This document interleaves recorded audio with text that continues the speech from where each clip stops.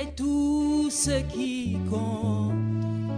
Oh ouais, tu es tout.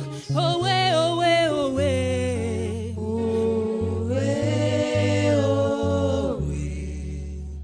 tu es tout ce qui compte. Oh ouais, tu es tout ce qui compte.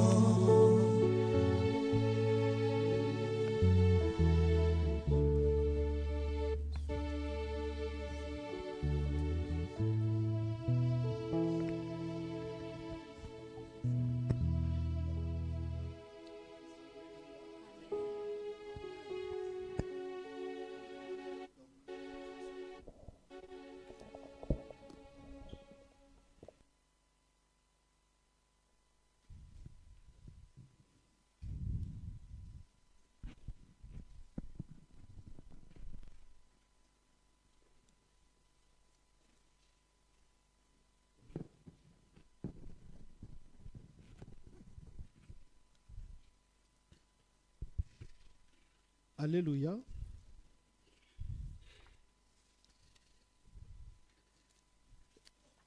Nous bénissons le Seigneur qui nous donne encore cette opportunité et nous lui rendons grâce de ce que dans ces temps de prière, nous venons encore proclamer la résurrection de Jésus-Christ et notre propre résurrection avec lui, et nous sommes assis avec avec lui à la droite de Dieu le Père. Voilà les mystères que nous célébrons chaque dimanche matin. Nous venons proclamer la résurrection de Jésus-Christ et avec lui notre propre résurrection. Alléluia. Alors nous allons lire deux textes. Agé, qui est le texte duquel est sortie notre vision annuelle, et puis le texte de Jean, qui est exploité dans l'étude biblique que nous avons commencé. Donc, Agé chapitre 1, versets 2 à 7, et puis Jean chapitre 4, versets 31 à 38.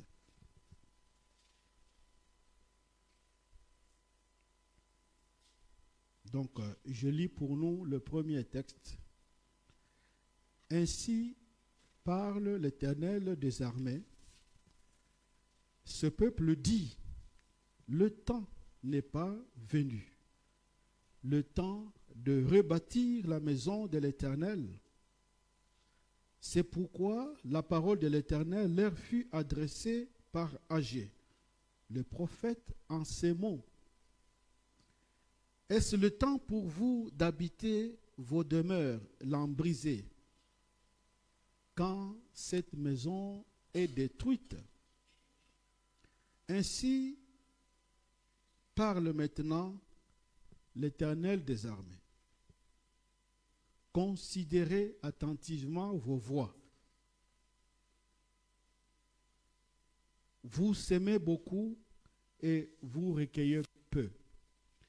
Vous mangez et vous n'êtes pas rassasiés. Vous buvez et vous n'êtes pas désaltérés. Vous êtes vêtus et vous n'avez pas chaud.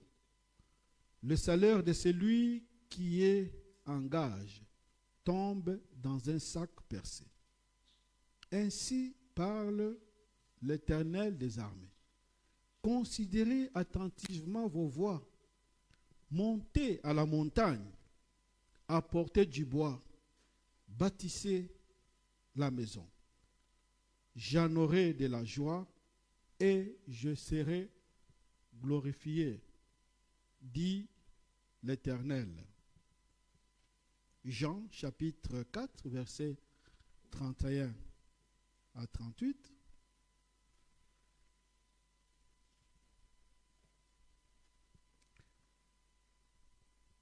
Pendant ce temps, les disciples le pressaient de manger, disant, « Rabbi, mange !» Mais il leur dit, « J'ai à manger une nourriture que vous ne connaissez pas. » Les disciples se disaient donc les uns les autres, quelqu'un lui aurait-il apporté à manger? Jésus leur dit, ma nourriture est de faire la volonté de celui qui m'a envoyé et d'accomplir son travail, son œuvre, son travail. Ne dites-vous pas qu'il y a 4 mois jusqu'à la moisson? Voici, je vous l'ai dit, levez vos yeux et regardez le champ qui déjà blanchit pour la moisson. Celui qui moissonne reçoit un salaire et amasse des fruits pour la vie éternelle, afin que celui qui sème et celui qui moissonne se réjouissent ensemble. Car en ceci, ce qu'on dit est vrai. Autre est celui qui sème, autre est celui qui moissonne. Je vous ai envoyé moissonner ce que vous n'avez pas travaillé. D'autres ont travaillé et vous êtes entrés dans leur travail. Amen. Seigneur, ta parole est vérité. Sanctifie-nous par ta vérité. Nous voulons être entre tes mains, comme le potier entre les mains, comme l'argile entre les mains du potier. Fais de nous ce que tu veux, pour la gloire de ton nom et pour notre action effective dans le travail, pour notre salut et pour l'édification de ton Église. Par Jésus-Christ, nous t'avons prié. Amen. Le temps de travailler, c'est maintenant. Le temps de travailler, c'est maintenant. Ça induit une idée du temps favorable. Le temps favorable pour travailler, c'est maintenant. Alors, je vais vous choquer par un terme un peu bizarre, qui est un terme technique en théologie, mais qui est du mot grec. Le temps favorable, on utilise le mot grec kairos. Et c'est devenu un mot presque francisé en termes techniques dans les milieux théologiens. Kairos, c'est-à-dire le temps favorable que Dieu donne pour pouvoir agir. On peut dire aussi, c'est l'opportunité que Dieu nous donne. Donc, comme nous avons décrété cette année, c'est moi, le temps de travailler maintenant. C'est comme si on disait, l'opportunité pour vous de travailler est là. Alors donc, je vais vous parler aujourd'hui de ce temps favorable. Le temps favorable eschatologique, ou pour revenir au terme technique, le kairos eschatologique, et du temps favorable temporaire, du temps favorable circonstanciel, momentané, ou du kairos momentané, circonstanciel et périodique. Donc nous avons d'un côté le temps favorable eschatologique, c'est-à-dire lié à la fin de temps, et le temps favorable momentané, c'est-à-dire que Dieu peut décréter d'un moment à l'autre. Et autour de ces deux concepts, je vais construire une exhortation que Dieu veut nous adresser donc ce matin. Et je me fonderai davantage sur le temps favorable eschatologique, les kairos de fin de temps.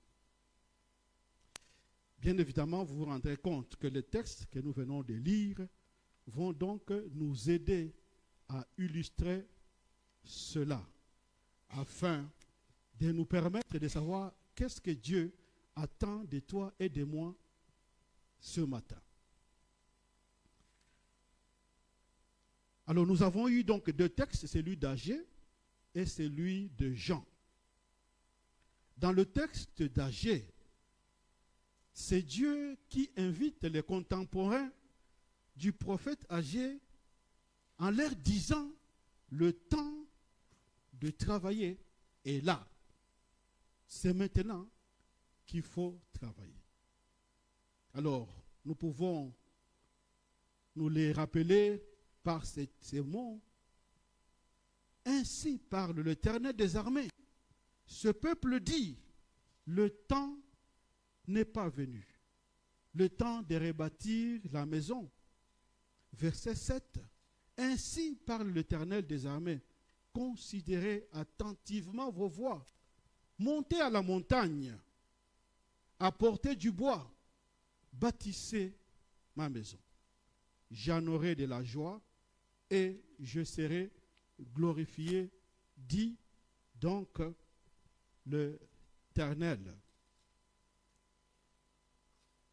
Donc Dieu nous montre véritablement que non. Pour les contemporains d'Agé qui voulaient différer des travails, Dieu leur dit non, c'est maintenant qu'il faut travailler. Comme nous l'avons, c'est thème pour nous aussi, c'est moi. C'est maintenant qu'il faut travailler. N'attendez pas encore, le temps de travailler est donc là. Bien entendu, pour les prophètes Agé et tous ses contemporains, Malachi, et Zacharie, Zorobabel, tous les autres, leur temps de travailler, ils étaient en train de reconstruire une œuvre physique, les bâtiments, le temple de Dieu. Mais pour toi et moi, c'est temps de travailler pour nous ici à Tanger. Nous savons tous que c'est d'abord la reconstruction qui nous appelle à nous impliquer davantage dans l'œuvre du salut des âmes. Ça veut dire l'évangélisation pour que Dieu sauve les âmes. Mais c'est temps de travailler pour nous aussi, c'est de continuer à permettre que notre personnalité et notre vie intérieure soient constamment renouvelées par le Saint-Esprit, individuellement et communautairement, pour nous préparer à la félicité éternelle et donc au retour du Seigneur Jésus-Christ. Alors donc le temps favorable pour travailler était ce temps-là que Dieu avait décrété. Alors nous allons comprendre quand Dieu dit travailler, est-ce que ce temps favorable, c'était seulement un temps favorable circonstanciel? Est-ce que c'était seulement un temps favorable temporaire? Ou c'était déjà un temps favorable qui ouvrait sur la fin de temps? Alors, frères et sœurs, le temps favorable pour nous de travailler pour le Seigneur, on peut dire, il est là, ici et maintenant. Alors la question que nous pouvons nous poser ce matin, quand Dieu nous demande de travailler, c'est temps favorable que Dieu a déjà décrété. Est-ce que pour nous, c'est ce mois de mars? Ou c'était hier? Ou c'est cette année? Ce temps favorable fait référence à quoi donc exactement? Oui, l'Éternel qui est le maître des temps et des circonstances, c'est lui qui décrète pour nous en disant, voici le temps de travailler.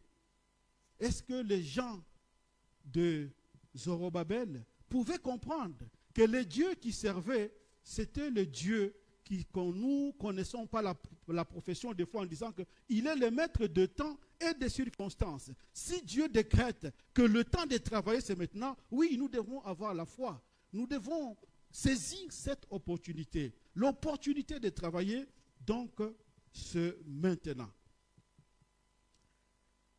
Il est le Dieu qui est le maître des temps et des circonstances. Il a décrété pour eux, il le décrète aussi pour nous. Alors, pour Zorobabel et ses contemporains, Dieu qui vous dit, construisez ma maison. C'est le temps de construire ma maison. On peut bien se poser pour eux, est-ce que c'est Kairos que Dieu leur donne? Est-ce que c'était un Kairos momentané? Ou bien c'était déjà un Kairos qui ouvrait sur le temps d'éternité, c'est-à-dire eschatologique, qui nous ouvre sur le temps d'éternité. Frères et sœurs, je vais vous surprendre que même si nous sommes dans l'ancienne alliance, l'œuvre de construction du deuxième temple ouvre déjà une fenêtre sur le temps d'éternité. Le travail que Zorobabel, Esdras, Néhémie, Zacharie, Malachi et toutes leurs générations sont en train de faire en obéissant au Seigneur, il dit, construisez ces temples. Cette œuvre qu'ils sont en train de faire, c'est déjà une fenêtre sur le temps d'éternité, sur le temps éternel. Oui, le travail que Zorobabel est en train de faire fait déjà partie intégrante du temps eschatologique, du kairos eschatologique que Dieu va ouvrir, comme nous allons donc le comprendre. Qu'est-ce qui nous le fait dire? Qu'est-ce qui me pousse de vous dire que non? Pendant que Dieu leur demande de commencer cette œuvre, Dieu est en train déjà d'opérer une œuvre qui engage toute l'éternité. Qu'est-ce qui nous le fait dire? C'est juste un petit mot que Dieu va insérer, qui est inséré dans cette prophétie de Agé qui a 4 chapitres. Alors Dieu va leur dire ceci pour encourager les gens qui demandent de travailler. Pour les encourager, Dieu va leur donner une promesse en disant, quand je vous demande de travailler, mais n'ayez pas peur. Regardez ce que moi je vois. Alors qu'est-ce que Dieu dit? Qui de vous ont vu cette maison dans sa première gloire?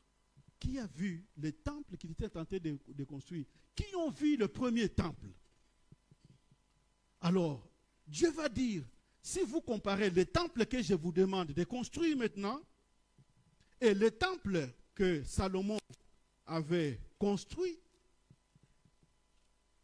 est-ce que ce temple que vous construisez paraît insignifiant à vos yeux? Ne semble pas avoir l'éclat et ne semble pas avoir la gloire. Et pourtant, je vous demande de travailler. Mais le temple que vous allez travailler là ne semble pas refléter toute la gloire, toute la beauté. Pourtant, Dieu va dire, cette maison-là, que vous voyez laid, que vous voyez moins belle que celle que le prophète et le roi Salomon a construit, la gloire de cette maison que vous êtes en train de construire sera plus grande que la gloire de l'ancienne maison. Le kairos éternel est renfermé dans cette petite phrase. La gloire de la maison que vous êtes en train de construire sera plus grande que la gloire de la première maison. Alors si je vous demande de travailler, ne pensez pas que vous travaillez juste pour le temps. Mais soyez conscients que vous entrez dans un apogée qui débouche sur l'éternité. Alors, levez-vous, Esdras, Jérémie, levez-vous pour bâtir donc ma maison. La gloire de cette maison sera plus grande que la gloire de la première maison. Et vous savez que c'est ça notre vision de l'année. La gloire à venir est grande. Alléluia. La gloire à venir est grande. La gloire de la maison que je vous demande de construire maintenant sera plus grande que la gloire de la première maison. Donc nous savons tous, sauf si je connais peu l'archéologie biblique et même du Moyen-Orient. Je ne sais pas si on compare les temples qu'a construits par la suite Hérode comparé au temple. Je n'ai pas des éléments pour dire qu'est-ce qui était beau, qu'est-ce qui était plus beau, mais au moins la maison qu'ils ont construit, les Zorobabel, ce qu'ils ont essayé de faire, la parole de Dieu nous montre que n'avait plus la beauté de la première maison qu'a construite. Mais pourquoi le Seigneur dit la gloire de cette maison sera plus grande que la gloire de la première maison? Or, c'est à cette gloire qu'est liée à cette notion du temps favorable pour servir donc le Seigneur. Alors, il y a beaucoup de matériaux que nous trouvons dans la Bible, hein, dans toutes ces prophètes qui viennent travailler pour la construction du deuxième temple, qui commence avec le Jérémie, qui continue avec Ézéchiel, qui continue avec Zorobabel et comment. Bon, Zorobabel, oui, il n'était pas prophète, avec Agé, Malachi, Zacharie. Il y a beaucoup de matériaux qui nous permettent de voir. Quand Dieu dit la gloire à venir, elle sera plus grande. La gloire de cette maison sera plus grande que la première maison. Dieu fait référence à quoi? Je sais que j'ai déjà eu à répondre à cette question-là plusieurs fois. Mais Dieu déjà avait montré à un contemporain de ceux qui travaillaient pour la reconstruction du temple de Dieu, le prophète Ézéchiel. Dieu lui a montré, quand il dit la gloire à venir et la gloire de cette maison sera plus grande, Dieu fait référence à quoi? Et vous savez qu'une fois j'avais prêché encore ici, où je vous ai montré comment la gloire de Dieu quitte le temple à cause du péché de son peuple, à cause de son infidélité. La gloire, quand on lit Ézéchiel au début jusqu'au chapitre 10, 11, 12, on voit que la gloire de Dieu quitte le temple. La gloire va quitter le temple. Et au chapitre 36, Dieu va faire une œuvre. Dieu dit, je viens mettre sur vous une eau pure. Je viens enlever de vos cœurs le cœur de pierre, je vous en donnerai le cœur de chair.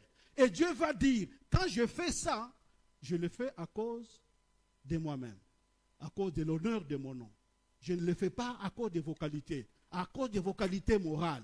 Parce que vous n'avez jamais eu de qualités morales. La preuve est que vous êtes à l'étranger. Et même à l'étranger, vous ne vous êtes pas bien comportés. Les gens se moquent de moi et disent, où est leur Dieu? Voilà, ils sont déportés. Alors donc, le Dieu des Babyloniens est fort. Alors Dieu dit, pour prouver que je suis le Dieu qui parle, moi, je vais vous sanctifier. Alléluia. Donc, l'œuvre de sanctification que Dieu commence à partir du chapitre 36, il dit, c'est l'œuvre de sa miséricorde.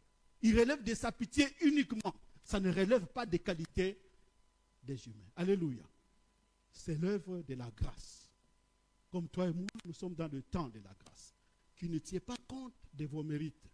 C'est Dieu, dans sa miséricorde, qui vous appelle, qui vous sanctifie en Jésus-Christ et qui vous communique d'entrer dans le kairos eschatologique que vous allez vivre et Dieu dans lequel Dieu vous demande de travailler.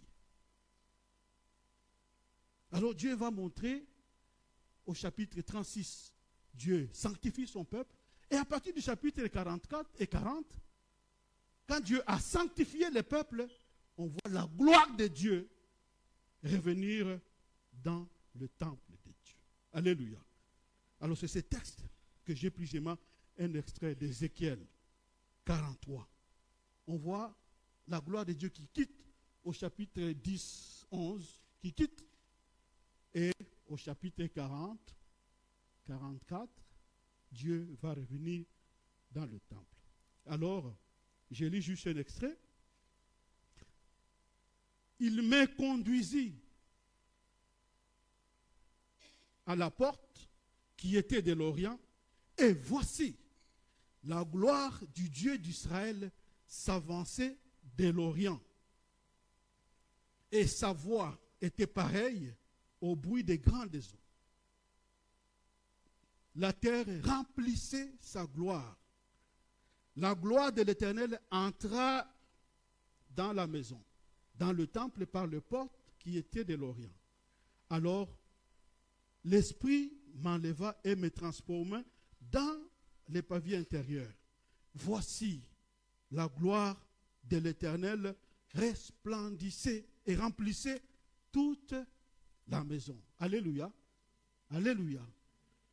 Donc on peut comprendre, quand Dieu dit, la gloire de cette maison que vous voyez fade, elle sera plus grande que la gloire de la première maison, Dieu voit la gloire qui est marquée par son retour effectif dans le temple de Dieu. C'est Dieu lui-même qui veut incarner la gloire, qui va donner la véritable beauté spirituelle à cette maison du Seigneur. C'est Dieu qui reflète la véritable gloire de la maison de l'Éternel. Alors Dieu a pu montrer cela donc à Ézéchiel. Comment il quitte le temple puisque le peuple est tombé dans le péché. Comment Dieu engage l'œuvre de restauration et après lui-même, il va entrer dans le temple. Et c'est ce que aussi le prophète Malachie va dire dans le chapitre 3. Cette même vision que Dieu communique à Ézéchiel, quelques années plus tôt, il va le communiquer à Malachie, alors que Malachie, lui, va travailler vers la fin de la construction de la maison. Vers la fin de la construction de la maison, c'est là où intervient le ministère de Malachie. Mais Dieu lui donne encore cette même vision. Malachie chapitre 3, versets 1 à 4. Je ne vais pas tout lire, je vais lire, je marque quelques extraits. J'enverrai mon messager, il préparera ton chemin. Et soudain, entrera dans son temple le Seigneur que vous cherchez, le messager de l'alliance que vous désirez. Il viendra entrer dans le temple. Et qu'est-ce qu'il va faire dans le temple? Il sera comme du feu du fondeur, comme de la potasse des frelons. Il s'assiera, il fondra, il purifiera de l'argent. Il purifiera les fils de Lévi, il les purifiera comme on épure de l'or et de l'argent. Alors, ils présenteront à l'Éternel l'offrande avec justice. Alors, l'offrande de Juda et de Jérusalem sera agréable à l'Éternel comme aux temps anciens. Le Seigneur que vous attendez vient entrer dans le temple. Et qu'est-ce qu'il va faire? Le Seigneur vient purifier. Vous savez, Dieu a quitté le temple parce que le peuple s'est comprometté. Même les Lévites s'est compromettés. Il dit maintenant, il va rentrer, il va purifier le peuple de Dieu. Il dit, alors quand je vais vous purifier, je vais apporter avec moi ma gloire, je vais vous purifier. Alors vous pouvez m'offrir une offrande agréable. Le Seigneur qui entre dans le temple, qui purifie le temple. Et qui va purifier les Lévites pour le rendre capable. Et nous avons suivi la semaine passée avec le docteur Pierre que les Lévites, maintenant c'est toi et moi. Le Seigneur rentre dans son temple, il vient purifier le peuple de Dieu. Il purifie les dieux par la mort et la résurrection sur la croix. Jésus dira, tout est accompli. C'est lui qui nous purifie pour nous rendre capables de servir la maison du Seigneur. D'ailleurs, Jésus va poser un geste symbolique très fort pour montrer que ce que le prophète Ézéchiel a vu, ou ce que le prophète Zacharie a vu, vient s'accomplir dans sa propre vie. Parce que nous avons étudié l'année passée le chapitre 2 de Jean. C'est Jésus qui vient entrer dans le temple. Hein, vous savez, dans d'autres versions, Jésus qui monte, qui entre sur l'anneau. C'est ça, non? Il monte sur l'anneau, les gens sont en train de... Béni soit celui qui vient au nom du Seigneur. Et puis directement, dans d'autres versions, on dit, dès qu'il a fini, il est allé dans le temple. Et qu'est-ce qu'il a trouvé au temple? Les Lévites. En train de faire quoi? En train de faire quoi? En fait, la marchandise. Ils ont transformé les lieux du temple en des lieux de marchandises. Jésus va fouetter. Il pose les gestes de l'acte de purification qu'il va poser. Jésus va les fouetter pour dire, il purifie le temple du Seigneur, comme ces messagers qu'on attendait, qui vient purifier le temple de Dieu. Et dès qu'il purifie le temple de Dieu, donc il rend capable maintenant. Nous pouvons servir Dieu et que la gloire de Dieu peut descendre maintenant au milieu de nous. Et nous avons vu quand Jésus meurt, les voiles se déchirent et la gloire de Dieu. Il y a une connexion entre nous qui étions pécheurs et Dieu. Nous pouvons accéder dans la présence du Seigneur. Jésus fait le miracle que Dieu attendait. Toutes les promesses, Dieu donc va s'accomplir en Jésus-Christ. Donc voilà pourquoi les termes gloire nous collent à cette notion du temps favorable eschatologique. Du temps favorable de fin de temps. Oui. De toutes les façons, l'autre va l'expliciter davantage. Il va l'expliciter davantage quand tu diras, voici, c'est toujours le prophète Malachie, et 3, chapitre, verset 5. Voici, je vous enverrai Élie. Non, c'est chapitre 4, vers la fin. Voici, je vous enverrai Élie, les prophètes, avant que le jour de l'Éternel arrive. Ce jour grand et redoutable. Donc, quand le Seigneur vient entrer dans le temple, il commence les jours redoutables. Les grands jours du Seigneur. Donc, les grands jours du Seigneur correspondent à l'opportunité, à la fenêtre éternelle que Dieu offre pour le salut du monde. Chaque fois que la Bible parle du jour de l'Éternel, c'est le jour où Dieu intervient pour apporter son salut et pour se venger contre ses ennemis. Alors, l'apôtre, comment? Les prophètes qui ont vu dit, quand la gloire de Dieu va revenir dans le temple, c'est le grand jour du Seigneur qui commence. Les grands jours où Dieu apporte son salut. Mais en même temps, il va venger contre ses ennemis. Donc, les grands jours du Seigneur, quand Jésus entre dans ce temple de Jérusalem, en disant, détruisez ce temple, en 3 jours, je le reconstruirai. Et il va le faire par sa mort et sa résurrection, parce que les disciples vont se rappeler qu'effectivement, il avait dit, en parlant de son corps. Alors Jésus dit, pendant que cela s'accomplit, le temps favorable a commencé. Le kairos eschatologique a commencé. Le temps de la fin a commencé. Donc c'est Jésus qui vient inaugurer. Donc le temps de la fin, l'opportunité de la fin, l'occasion finale nous est donnée. Voilà pourquoi donc je parlais de ce temps du kairos eschatologique. Ce temps donc a commencé avec la naissance, la mort et la résurrection de Jésus-Christ. Ce temps commence. Les dons du Saint-Esprit qui est répandu sur l'Église, nous sommes le peuple eschatologique. Alléluia. L'Église vit le miracle eschatologique. Nous vivons dans le temps de la fin.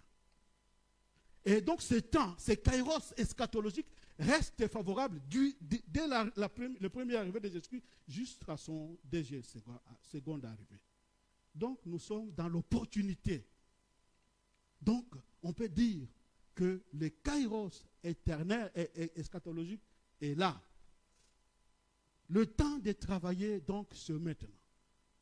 Cela n'exclut pas le kairos, comme je peux dire, circonstanciel.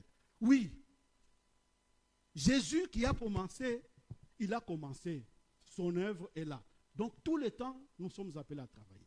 Cela n'exclut pas de kairos circonstanciel. Quand Dieu me communique une vision, dit Jean-Marie, alors je t'élève, tu vas aller à Yamoussoukro, tu vas commencer une œuvre de Dieu. Oui, ça c'est circonstanciel. C'est dans les circonstances. Détenter au temps Y, Jean-Marie sera à Yamoussoukro pour travailler pour le Seigneur. C'est le temps, l'occasion circonstancielle. Mais il y a cette occasion éternelle où Dieu, Jésus-Christ, vous dit, c'est maintenant le temps de travailler. Alléluia. Il dit, c'est maintenant le temps de travailler. Jésus va le dire dans le texte de Jean que nous sommes en train de lire. Ne dites-vous pas qu'il y a encore 4 mois jusqu'à la moisson. Voici, je vous le dis, levez vos yeux. Regardez les champs qui déjà blanchissent pour la moisson. Celui qui moissonne reçoit son salaire. Levez les yeux, regardez. Les champs sont déjà blanchis. C'est maintenant qu'il faut travailler. Il dit, vous vous dites, il y a encore 4 mois, comme les gens des prophètes Zorobabel. Non, ce n'est pas le temps de travailler. Je dis non, vous devez travailler, monter à la montagne. Jésus nous pose la question, vous vous dites, non, il y a encore 4 mois, 5 mois, pour que nous puissions faire la moisson. Mais voici, regardez, les champs sont blanchis. Moi, je moissonne déjà.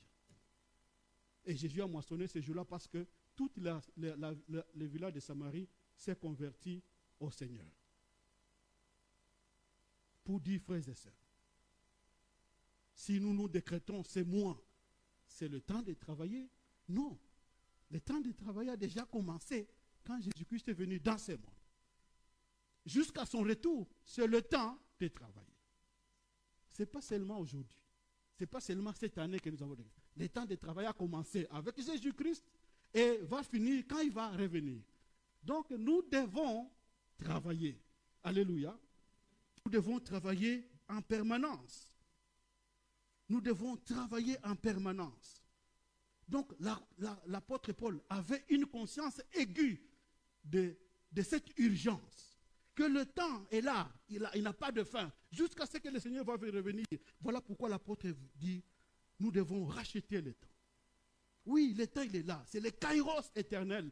Dieu ouvre une fenêtre sur la fin des temps. Et quand il va la fermer, personne ne pourra plus entrer. Donc toi et moi, Dieu nous demande de nous lever pour travailler. Nous ne devons pas entendre hier, aujourd'hui, non. Chaque jour, nous devons travailler. Parce que le Seigneur attend que les âmes soient sauvées. L'apôtre Paul va en saisir avec acuité.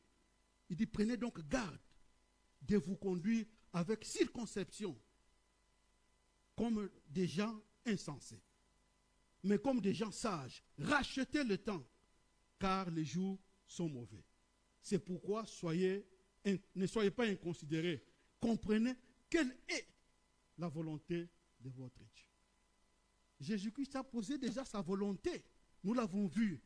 Il dit non, le champ est là. L'heure de la moisson, c'est maintenant. Ce n'est plus demain ou après-demain. Donc, frères et sœurs, est-ce que nous saisissons cette place, cette interpellation de l'apôtre Paul? Il nous dit même, nous devons racheter le temps. Nous devons racheter le temps. Vous ne deviez pas attendre le mois de mars pour que vous rachetiez le temps. Non. Avant le mois de mars, vous devez déjà dans cette logique. Non, non, non, c'est le temps de la fin. Rachetons le temps. Rachetons le temps. Nous devons travailler aujourd'hui, hier et pour toujours, jusqu'à ce que le Seigneur Jésus-Christ reviendra. Alors donc Jésus-Christ a dit, les champs sont mûrs. Ce n'est pas le temps de s'aimer. Il dit, vous avez travaillé, les autres ont semé pour vous. La semence a été déjà faite, mais vous entrez dans un champ que vous n'avez pas travaillé. Il y a ceux qui ont travaillé. La dernière personne qui a travaillé, c'est Jésus-Christ lui-même. C'est lui qui apporte la gloire de Dieu dans la maison. Il fait l'œuvre finale. Il va se donner jusqu'à la croix. Il va mourir pour toi et moi. Et son sang va fertiliser les sols pour que les âmes soient sauvées. Il dit, tout est fait. Moi, ce que je vous demande maintenant, c'est récolter. Alléluia. Jésus-Christ vous demande de récolter. des récoltes. Voilà pourquoi Jésus va nous laisser une boutade qui est comme une interpellation. C'est nous, maintenant, nous connaissons la volonté de Dieu. Dieu veut que toi et moi, nous puissions travailler à tout instant. Nous n'avons pas besoin d'attendre l'ordre de Dieu. Nous-mêmes, nous connaissons la volonté de Dieu. Dieu veut que nous puissions entrer. Jésus va dire dans Luc chapitre 12, versets 47 à 48, « Le serviteur qui, ayant connu la volonté de son maître, n'a rien préparé et n'agit pas selon sa volonté, sera battu d'un grand nombre de coups. Mais celui qui ne l'ayant pas connu a fait des choses dignes de châtiment, sera battu de peu de coups. On demandera beaucoup à qui l'on a donné et on exigera davantage à celui à qui on a beaucoup confié. » Le serviteur qui connaît la volonté de son père, de son maître, et qui ne fait rien, sera battu de beaucoup de coups. Donc toi et moi, nous connaissons la volonté de notre maître. Il nous dit, c'est maintenant qu'il faut travailler. Et à tout instant, jusqu'à ce que Jésus-Christ va revenir, nous devons travailler. Jésus a dit, levez les yeux, voici les champs, sont mûrs. Vous devez travailler. Alors, si nous connaissons la volonté de notre Père, nous n'avons pas le temps, nous n'avons plus le droit d'attendre qu'on vienne me donner l'ordre. Je n'ai pas le temps d'attendre qu'on vienne me donner l'ordre. La mission d'évangéliser frappe à mon cœur à tout instant. Je dois être témoin de Jésus-Christ. La mission de me sanctifier, de me transformer, parce que ça a bâti la maison de Dieu, reste permanente dans ma vie. Donc Jésus n'a pas le temps propice, non. Vous devez travailler à tout instant, jusqu'à ce que Jésus-Christ revienne. Vous devez toujours et toujours travailler.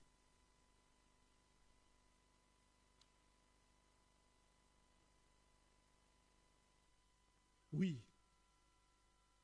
Voilà pourquoi Dieu va dire,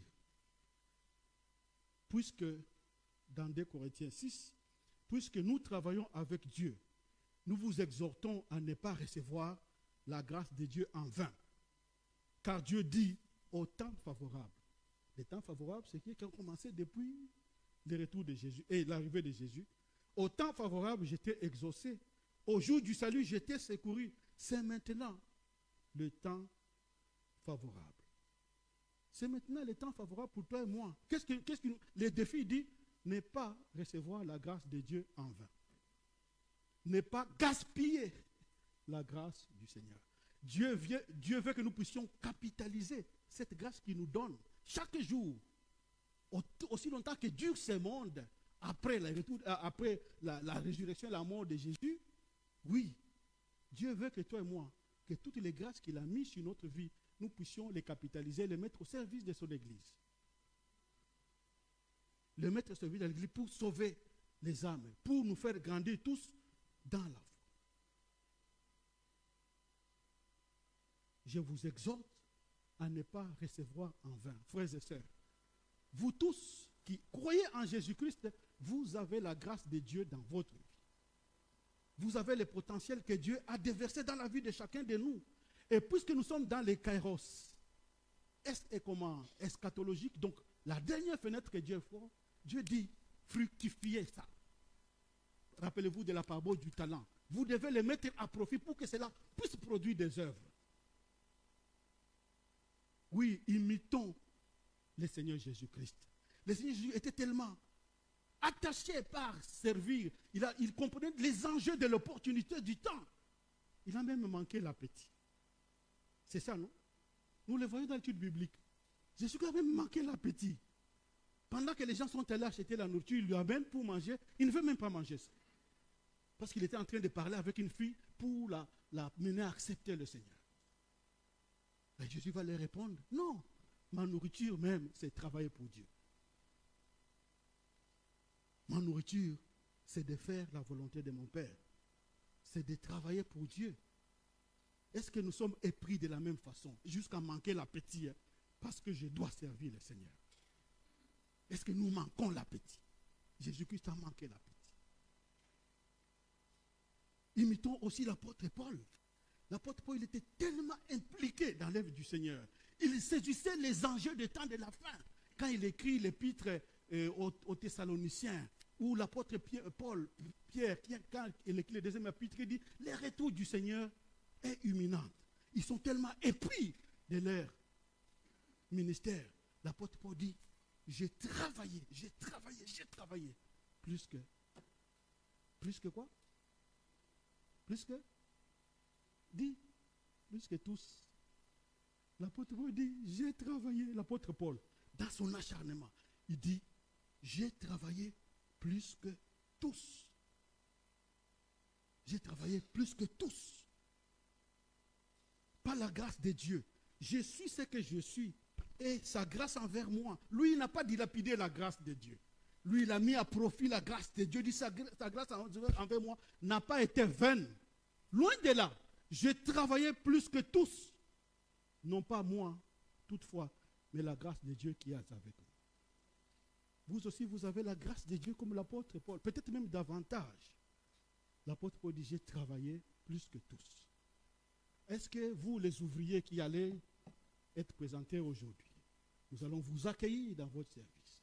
Est-ce que vous pouvez dire aussi, à la fin de votre ministère, j'ai travaillé plus que tous. Mais le défi que Dieu attend de chacun de nous doit dire, Seigneur, j'ai travaillé plus que, je ne vous demande pas d'entrer dans une concurrence malsaine. Non. Mais nous devons se mettre conscients que, Seigneur, je suis tellement consacré sur mon travail que je peux prétendre que je travaillais plus que tous. Oui, l'apôtre Paul a travaillé plus que tous. Est-ce que nous pouvons nous lancer ces défis, frères et sœurs, alors que nous sommes dans les kairos de fin des temps, de dire, Seigneur, j'ai travaillé plus que tous. D'ailleurs, l'apôtre Paul va aller même plus loin. Il dit, il n'y a même pas de temps favorable ou de temps défavorable, que vous devez travailler. Il va écrire à son fils Timothée, je t'en conjure devant Dieu. Quand il dit je t'en conjure, c'est écrit, je jure devant Dieu. Et devant Jésus-Christ.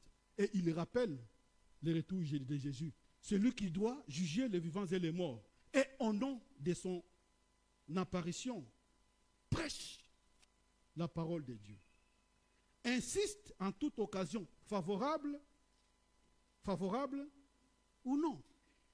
Donc, ça dit devant ces kairos des temps éternels, il n'a même pas de voix, non, vous devez travailler. Il n'a pas de temps favorable, je répète, non, vous devez travailler. Il dit, insiste à tout instant, favorable ou non. Car il viendra le temps où les gens ne supporteront pas la saine doctrine et ils auront la démagogie. Alors, frères et sœurs, le royaume de Dieu nous presse comme l'apôtre Paul. Le royaume de Dieu nous presse. Dieu nous demande d'entrer dans son champ, de travailler, de ne pas attendre hier ou aujourd'hui. Non, c'est le temps éternel. Nous devons travailler jusqu'à ce que le Seigneur Jésus-Christ revienne. Alors pour conclure donc, frères et sœurs, nous sommes dans l'opportunité de la fin des temps. Le jugement va bientôt s'abattre.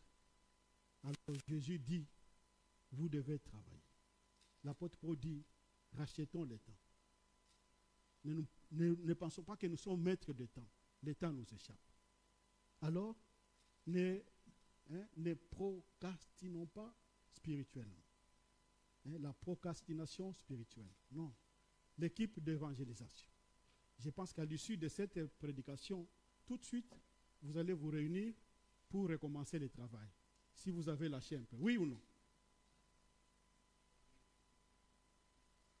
Et nous tous aussi, ceux qui reposent cette mission, nous allons nous, Seigneur, alors chacun va prendre une décision maintenant et dire non, Seigneur, je comprends. Je dois racheter le temps. Et je m'engage à faire le service. Oui, Dieu vous exhorte, puisqu'il déverse sur chacun de vous ses grâces, de ne pas recevoir ces grâces en vain, mais de les mettre à profit. Aujourd'hui, si vous entendez sa voix, n'endurcissez pas votre cœur, car aujourd'hui, c'est le jour favorable. Et aujourd'hui, c'est le jour du salut. Amen. Que le Seigneur vous bénisse. Nous allons prier. Je viens à la source, ces chants qu'on venait de chanter, pour accompagner ces temps de prière. Et puis on priera.